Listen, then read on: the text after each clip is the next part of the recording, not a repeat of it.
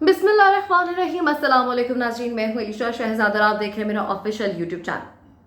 नाज़रीन, मैं हाजिर हुई हूँ एक वीडियो जो बहुत वायरल हुई थी, जिसमें एक शख्स जो है वो अहाता अदालत से छलांग लगाने की कोशिश करता है और उसको लोग बचा लेते हैं। उसकी छलांग लगाने का जो मंसूबा होता है उसको नाकाम बना दिया जाता है। इसके पीछे हक़ाइक़ क्या थे, जज साहब का क्या फैसला था और उसके बीवी बच्चों को उससे अलहदा क्यों किया गया, तमाम तो तफसीलात मैं आपको बताने जा रही हूँ अपनी इस वीडियो में। तो सबसे पहले मेरे यूट्यूब चैनल को सब्सक्राइब करें, लाइक करें, शेयर करें, बेल का आइकन प्रेस कर दें और इसके साथ मेरे साथ जुड़े रहें। अब हुआ कुछ यूं है कि इस शख्स ने मंजर आम पर आके बता दिया है कि वजह क्या थी, हक़ाइक़ क्या है, हकीकत क्या है। बकौल उसकी बीवी बच्चे उससे अलहदा किए गए हैं, वो उनके साथ रहना चाहता है। तब उसकी एक वीडियो भी वायरल हुई थी कि वो रो रहा था और रो के कह रहा था कि मैं अपने बीवी बच्चों के साथ रहना चाहता हूँ। उसके बाद चूँकि ये मामला काफ़ी हाइप क्रिएट हुई, इस वजह से काफ़ी लोगों ने इस पर गौर करना शुरू कर दिया, तो लोगों में तशवीश पाई जा रही थी, तजस्सुस पाया जा रहा था। तो मैंने कहा आपको इस हवाले से तमाम तर डिटेल्स फराहम की जानी चाहिए। खैर, जो वो शख्स है वो अपना नाम अब्दुल रहमान बताता है और जो उसकी बीवी हैं, यानी कि अगर मैं आपको हिस्ट्री से बताना शुरू करूं कि वाकया शुरू कहाँ से हुआ, तो वो औरत अपने शौहर के साथ जाती है, अपने बच्चों के साथ जाती है शॉपिंग पे और वो खाना लेने जाता है। खाना लेके वापस आता है वो कॉल उस आदमी के, तो उसके बीवी बच्चे वहाँ पे मौजूद नहीं होते हैं और वो परेशान हो जाता है। वो फिर अगवा का पर्चा कराता है थाना लारी अड्डा में, वहाँ पे पर्चा हो जाता है। फिर इस पर इन्वेस्टिगेशन शुरू हो जाती है, छापे मारे जाते हैं। फिर पुलिस क्या करती है, पुलिस उनसे पूछती है कि आपके घर में जो टेलीफोन है, क्योंकि पुलिस हर चीज़ को मद्देनजर रखते हुए हर चीज़ से कोशिश कर रही होती है सुराख निकालने की।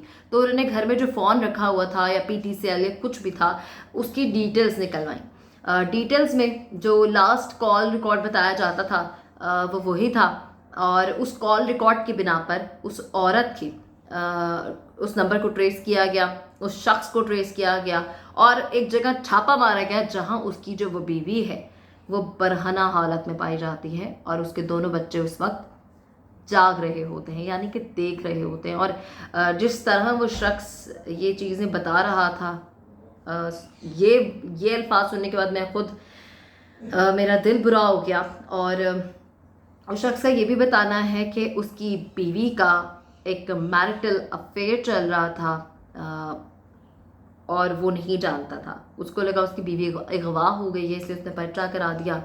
और जब उसने अपने बच्चों से बात की तो उसके बच्चों ने कहा कि मामा ने हमें बताया। तो उसके बेटे ने उससे पूछा कि पापा आप कहाँ चले गए थे, तो उन्होंने कहा कि बेटा मैं तो खाना लेने गया था, मैं तो काम पर गया था। तो जिस पे उस बच्चे ने कहा कि मामा बता रही थी कि आप तो मर गए हैं और यही हमारे नए पापा हैं, यानी कि जो शख्स वहाँ पे मौजूद है जिसका नाम जहीर बताया जाता है, जिसका उस खातून से ताल्लुक है, उसका नाम जहीर बताया जाता है। और ये ताल्लुक शुरू कैसे हुआ मैं आपको ये भी हिस्ट्री बताऊंगी, ये भी बहुत इंटरेस्टिंग है। चूँकि अब्दुल रहमान की जो बीवी है वो सिलाई कढ़ाई का काम करती है और वो इसी सिलसिले में उसका कुछ रवाबत है और तो ख़वातीन के साथ ताल्लुक होता है, क्योंकि कपड़े सीना ऑब्वियसली आपके लिंक्स होते बन जाते हैं, फिर जिनके आप कपड़े सीते हो क्लाइंट्स होते हैं। उनमें से एक क्लाइंट है जिसका नाम है जी मालकानी साहिबा। नाम है मालकानी और करतूत बिल्कुल भी अच्छे नहीं हैं, जो कि खुद भी जो इत्तलात हैं वो कुछ ख़ास, उनकी डायरी अच्छी नहीं मिली। तो बताया जाता है कि 20,000 के एवज उनके एक दोस्त के दोस्त को ये खातून पसंद आ गई, यानी अब्दुल रहमान की बीवी मालकानी के दोस्त को पसंद आ गई। तो 20,000 के एवज इस खातून ने इन दोनों के ताल्लुकात शुरू करा दिए और शुरू इतनी आसानी से नहीं हुए। ये खातून से जब तफ्तीश की गई अब्दुल रहमान की बीवी से, तो उसने वाज़ेह तौर पे बताया कि 3 माह ये लगातार मेरे पीछे पड़ी रही। फाइनेंशियल कोई इशू नहीं है अब्दुल रहमान के बकौल, गाड़ी है, सब कुछ है, सारी फैसिलिटेशंस हैं और इसके बावजूद वो उस औरत की बातों में पहले नहीं आई। 3 माह बाद उस औरत की बातों में आ गई और इसके साथ उसके रवाबत शुरू हो गए, यानी कि इस जहीर के साथ उस खातून के ताल्लुकात कायम हो गए। फिर कुछ वक्त के बाद ऑब्वियसली एक टर्म्स एंड रिलेशंस के साथ आपके एक लिव इन रिलेशनशिप कह लें आप, एक शौहर के होते हुए किसी गैर मर्द के साथ वो सिलसिला शुरू हो गया। फिर होता क्या, छापा मारा जाता है, तमाम तर बातें आती हैं। फिर अब एक और मंजर सामने आता है। पहले पुलिस ये दिखाती है कि हमने तहकीकात की हैं, सब कुछ हमारे सामने आ गया, लेकिन उसके बाद पुलिस क्या करती है, दोनों मियाँ बीवी पे डालती है प्रेशर पहले उसकी बीवी उसके साथ जाना चाहती है, लेकिन अहाता अदालत में ये जब फैसला सुनाने की बात आती है तो वो औरत, वो उसकी बीवी, अब्दुल रहमान की बीवी से कहती है मैं मजबूर हूँ और मुझे ये, उन्हें प्रेशराइज किया जा रहा होता है ये स्टेटमेंट देने पे, चूंकि वो औरत कहती है मेरे साथ जना हुआ है, मेरे साथ ज्यादती हुई है।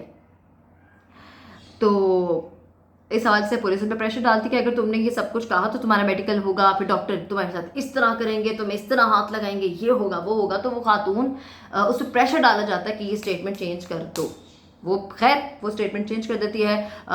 अदालत में वो ये स्टेटमेंट दे देती है, पहले वो कह रही होती है मेरे साथ जना हुआ है, लेकिन उसको इतना प्रेशराइज किया जाता है कि वो कह देती है कि मैं अपनी मर्जी से गई थी और इस तरह की बात नहीं, ये सब कुछ ठीक है। अब एक तरफ अब्दुल रहमान पे जो है ये प्रेशर डाला जा रहा था कि थानेदार अनवर है, जिस थानेदार का नाम बताया जाता है जो कि प्रेशर डाल रहा है, थानेदार अनवर उसका नाम है, उसकी जानिब से ही तमाम तरह प्रेशर डाला जा रहा है। थानेदार अनवर ने उसको कहा, उस खातून को इस थानेदार ने कहा जिसका नाम अनवर बताया जाता है, इसने कहा कि ये सब कुछ होगा तो तुम ये स्टेटमेंट चेंज कर दो। उसके बाद अब्दुल रहमान पे भी काफ़ी प्रेशर डाला गया और उसको भी कहा गया अपनी स्टेटमेंट चेंज करते। उसने बार बार कहा कि मैं अपनी बीवी को माफ़ करता हूँ, और जब उस औरत से बयान भी हुआ है बकौल अब्दुल रहमान के, तो उसकी सास और अब्दुल रहमान को कमरे से बाहर निकाल दिया गया, दूसरे कमरे में ले जाकर उस औरत का बयान रिकॉर्ड कराया गया।